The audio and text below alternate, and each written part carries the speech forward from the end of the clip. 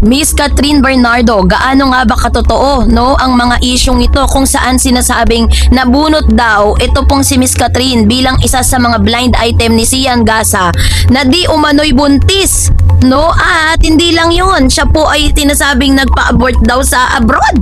Oh my G, ano nga bang nakapalob sa balitang ito? Yan ang pag-uusapan natin maya-maya lang. Sa mga updates natin, maraming salamat po. Ayan, so let's talk about this one.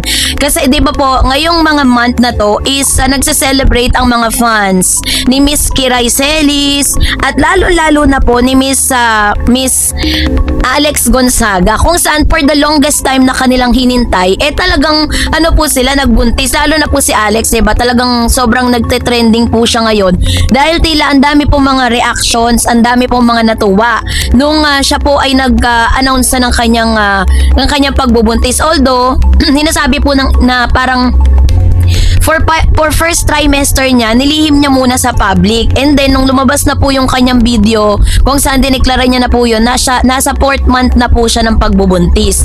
So, dahil po dito, lumabas po ang ilan sa mga spekulasyon patungkol po dito po sa inilabas ni Sian Gasa. Kasi pagkatapos pong ideklara ni Miss Alex Gonzaga yung kanyang pagbubuntis, nag-post po itong si Christian Albert Gasa, na kilala rin bilang isang marites dito po sa showbiz. Sabi niya, hindi lang si Alex ang buntis na artista, may isa pa, pero hindi na buntis ngayon. Matapos lumipad sa abroad, umexit ng Pinas 9 weeks pregnant. Ang laki na nun, ha? 9 weeks is about 3 months. Pagbalik sa naiha, hindi na siya pregnant. Wow, magic. O, diba? Ang galing. So, dahil po dun sa na yun, word na magic, ay parang ikinokonek ngayon ng mga netizen si Miss Catherine. Kasi si Miss Catherine Bernardo po, diba, is isa po siya sa mga model po ng Magic Sarap. Tapos, at the same time, si Catherine din po ay napabalitang nung birthday niya, nagpunta po siya ng Bhutan kasama po yung kanyang rumored boyfriend na namataan doon. At sinasabing, pag 9 weeks, so ibig sabihin is 3, 6, 9. So 2.5 months na po 'yon. Kasi sa isang buwan meron tayong 4 na linggo, 'di ba? So kung ano po 1, 4, 8, so 2 months and 1 week, parang ganon. So ngayon sinasabi po nitong si Mr. Sian Gasa na lumipad daw itong actress na ito, pumunta sa ibang bansa at pagbalik ay hindi na po siya buntis. Wow, magic. Ayun. So dahil doon, bunot po itong si nabunot po itong si Catherine. Sabi po ng mga caption, Catherine bunot sa blind item ni Gasa. Usap-usapan ngayon sa social media ang blind item na ibinahagi ni Christian Albert Gasa tungkol umano sa isang artistang nabuntis pero pagbalik mula abroad ay hindi na umano buntis. Isa sa mga nadawit sa hula ng netizen ay si Catherine Bernardo matapos mapansin ng ilan na isa itong endorser ng Magic Sarap na inuugnay ng mga netizen sa linyang Wow Magic. Pero agad din namang dinepensa ng maraming fans at supporters si Catherine. Ayon sa kanila, imposible umano siyang tinutukoy dahil aktibo pa rin ito sa iba't ibang mall shows, public appearances at endorsement events nitong mga nakaraang linggo. Marami rin na nagsasabing wala namang matibay na ebidensya ang blind item at puro haka-haka lamang ito ng netizen online. So bakit nga ba dumating sa punto na may mga netizen na nagsasabi at parang si Miss Catherine ang kanilang tinutukoy? Porkit ba si Catherine ay isang modelo ng Magic Sarap? Porkit ba si Catherine ay pumunta ng ibang bansa para po mag-celebrate ng kanyang birthday? Porkit ba si Catherine ay naramataan na kasama niya yung kanyang rumored boyfriend doon, no? Ito lang po yung point of view ko with regards to that, no? So parang sa tagal ko na rin nag-a-update at sinusubaybayan ko si Catherine, parang lagi na lang po siyang buntis taon, 'di ba? Parang lagi na lang po siyang napapabalitang pregnant, 'di ba? Ito po isipin natin na meron siyang naging karelasyon ng 11 years.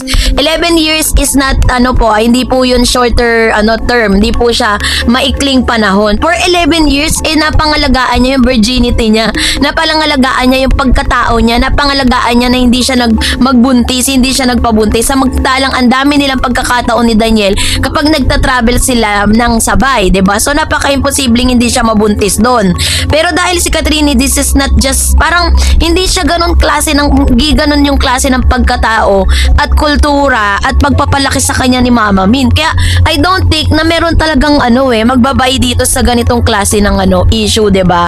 At the same time, although may mga chances kasi na si Christian Albert Gasa, meron po siya mga blind item at may mga scoop po siya sa showbiz na talagang nagkakatotoo, 'di ba? Ang ending nagkakatotoo siya. Kaya tuloy maraming mga mga Pilipino ang talagang naniniwala agad-agad dun sa mga sinasabi ni Albert or Christian Albert Gasa. Pero ako po, I don't believe on that kasi kung si Miss Catherine Bernardo po ay nagpa-abort sa ibang bansa, pag uwi niya kasi diretso work siya, 'di ba? Hindi naman natin siya nakitang nagpahinga. Dire-diretso yung mga endorsement, dire-diretso yung mga events niya. Ikaw, kapag po ikaw ay nagpa-tanggal niyan, 'di ba? Alam mo na. Wag na natin banggitin, baka mapagalitan tayo ni YouTube. So kapag pinagawa mo 'yun, is kailangan ng katawan mo ng pahinga kasi syempre baka mabinat ka, 'di ba? Magkaroon ka ng hindi pangkaraniwang sakit kasi syempre risky rin po yun para sa isang babae. Pero sa mga aura ni Miss Catherine, parang hindi ko siya nakitang may changes. Tsaka kapag ang isang babae nagbuntis yan, may changes, may pagbabago sa katawan, sa build ng katawan mo, tataba ka or magkakalaman ka or whatever, 'di ba? Pero si Catherine pag uwi, sexy pa rin. Nakita niyo naman ngayon, 'di ba may mga photos po siya na ipinost sa kanyang IG, napaka-sexy. Wala pong parang ebidensya na siya po yung nagdalang tao. Grabe naman yung mga bashers na ito, no? Kaya naman sabi po ng mga tao sa Reddit, sabi dyan, turning someone private medical decision into content is genuinely pathetic, 'di ba? Sabi nung isa, if Catherine Bernardo nga yan, hindi naman nakakagulat. Halos everyday ba naman nag-date? Syempre may dessert yung Sigbin Q, yikes, trapo. Sabing ganon. Meron din nagsabi na, Catherine Bernardo, kung magic sarap endorsement, tinutukoy niyang scammer na yan. Or got to believe in magic, sabi niya ganun. Why do people still patronizing scammer Gasa? He's not a good person and we do not support him, pero his post spark interest and curiosity talaga to the general public, which is true, diba? And then sabi po, my point, sorry, just a pet peeve when scammy people get airtime that they crave. Tapos telok, kasi ang mga tao dito sa Reddit giving platform and clout as a scammer. Halata naman government planted na nag-iingay lang naman kapag may malaking national issue na need matabunan na naman ng chismis. Ay nako. Star Magic, nasa huli daw ang clue. So parang sinasabi dito, the wow magic lines refers to the iconic Catatrapis Chichay or Catherine Bernardo and Joaquin Daniel Padilla from the hit 2013 Kapamilya teleserye Got to Believe. It is tied to the show theme song which is cover for the hit Got to Believe in Magic. Oh my G, sinasabi niya dito na yung clue daw ay nasa sinasabi nitong si Gasa. So dito naman, pag check natin, sabi ni Letus, Magic sarap recent endorsers based on Google search Catherine Bernardo, Kim Chu at AC Martinez. So sabi ng isa, definitely not Kim Chu. Oo, galing abroad recently, pero dahil may series of show naman sila ni Paolo sa US and Canada, kaya imposible, saka kung mabuntis yan at her age, matutuwa pa yan. Which true.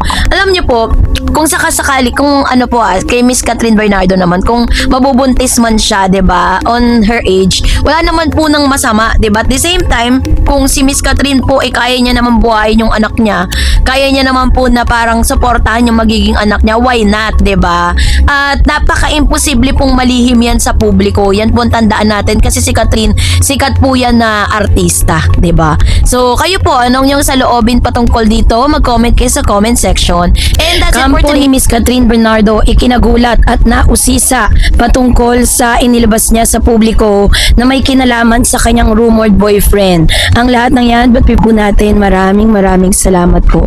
At ngayong araw, ito na sa makabagong panahon ng digital media, so ang ugnayan sa pagitan ng mga sikat na personalidad at ang kanilang taga-subaybay ay hindi na lamang nalilimitahan sa screen o telebisyon o pilak ng tabing. Sa pamamagitan ng mga social media platform gaya ng Instagram, TikTok at Facebook, ang bawat galaw, bawat sulya, patigit sa lahat, ang bawat piraso ng pananamit ng isang artista ay sumasailalim sa isang microscopic na pagsusuri mula sa publiko. Ang ulat na ito ay nakatuon sa artikulong inilathala ng Bandera Inquirer na may kinalaman sa pamagat na Catherine Bernardo inusisa dahil po sa kanyang pananamit or dahil sa kanyang damit na may initial na MA. Sa pamamagitan ng malalim na pagsusuri ay makikita natin ang mga bagay na ito. So ngayon ito na.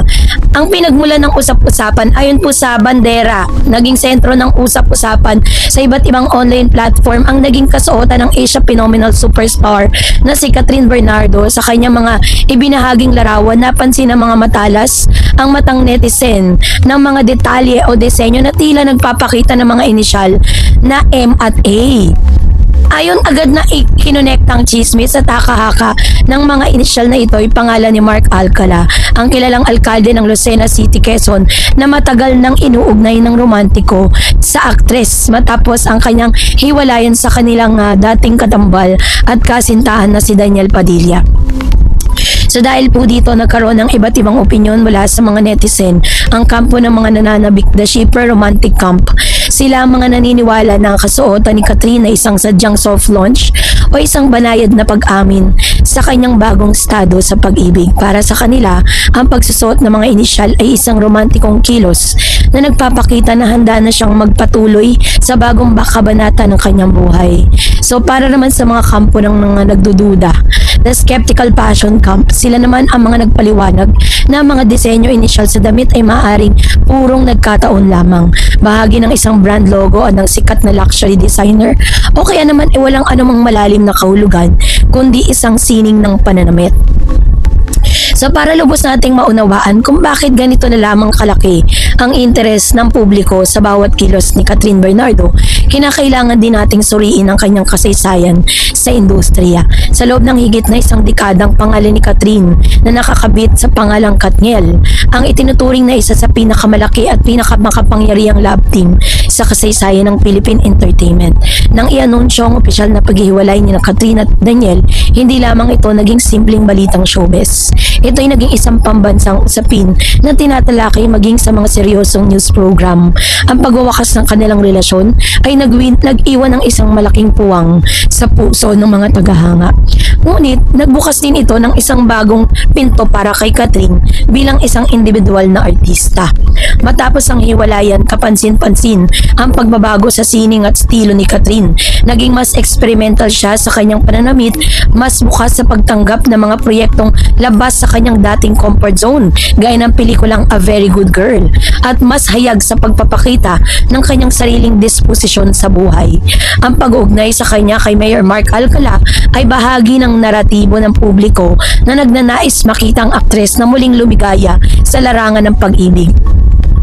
At syempre sa mga psychological na marites culture at para social relationship, ang artikulo na ito ay malinaw na refleksyon na tinatawag na psychological o para social relationship o isang panig na relasyon na sa pagitan ng mga tagahanga at mga sikat na personalidad.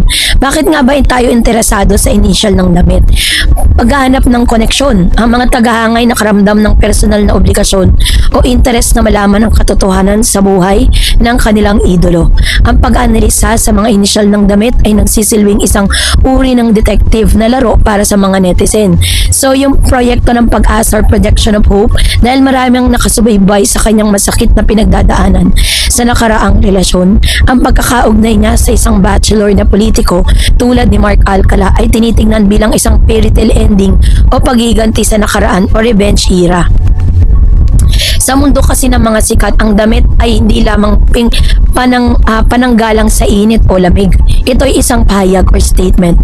Madalas gamitin ng mga Hollywood at local celebrities ang kanilang kasuotan upang magdala ng mga mensahe ng hindi nagsasalita. Sa digital age, ang soft launching ay unti-unting nagpapakita ng isang bagong karelasyon sa pamamagitan ng pag-post ng bahagi ng katawan gaya ng magkahawak sila o kaya naman anino o kaya naman likod o kaya naman ulo, ang mga bagay na nauugnay sa kanila nang hindi direktang pinapangalanan ng tao. Ang hinala ng mga netizen ng initial na M&A ay para kay Mark Alcala pasok sa konseptong ito. So, kung pa man, mahalagang tandaan bilang isang high-profile endorser, madalas magsuot si Catherine ng mga mamahalin tulad ng Chanel, Dior, Louis Vuitton at Marc Jacobs. Ang mga inisyal na nakikita ng publiko ay maaaring ang monogram mismo ng designer. Halimbawa, Marc Antoine o iba pang fashion house, bahagi ng isang estilong pinili ng kanyang personal stylist na walang kinalaman sa kanilang personal na buhay. So, dahil dyan, sabi dyan, na parang ang paggawa ng isang buong artikulo, batay po yun sa reaksyon ng netizen. So, sinasabi po dito, parang dinidebunk po ng ilan sa mga netizen na hindi naman po porket MA yung nakikita nila doon, it stand for Mark Alcala. Diba minsan may mga designer na parang naglalagay sila ng touch po nila doon, katulad po noon na Marc Anton, no? Parang imbes na kaya nakita natin yung MA, baka naman ganun talaga yung ibig sabihin. So wala naman silang para, Diyos ko naman, grabe. Pati sa damit ba naman, talaga magiging issue pa, di ba? So sabi doon, yung kanila pong artikulo na yan, na inusisa yung damit, ibinandera ni Mark Alcala mula sa bandera. Hindi lang siya isang simpleng chismis tungkol sa dalawang sikat na personalidad. Ito ay isang mayamang paksang nagpapakita ng komplikadong ugnayan ng passion, kulturang pop, psychological ng mga fans at ang kapangyarihan ng social media sa pagbuo ng mga naratibo. Grabe no, sa simpleng damit lang ay nakagawa na po ng storya ang ilan sa mga entertainment platform, no. Sa uli ay mananatili ng isang malaking haka-hako o maging isang katotohanan ng ugnayan ni Catherine Bernardo at Mayor Alcala. Malinaw na ang publiko ay patuloy na magiging mapanmatsyag. Ang bawat tahe, kulay, disenyo at damit ng mga bituin ay mananatiling isang bukas na libro na handang basahin, suriin at bigyang kahulugan ng milyong-milyong Pilipino. So ganun po siya inilarawan dito po sa ating pong mga social media platform. Kaya naman mag-jump into conclusion agad-agad, diba? So kayo po, anong inyong saloobin patungkol dito, mag-comment kayo sa comment section. And that's it for today. For more videos and updates, please don't forget to like and subscribe. And please don't forget to follow my Facebook page, DarEds TV and DarEds channel. God bless everyone.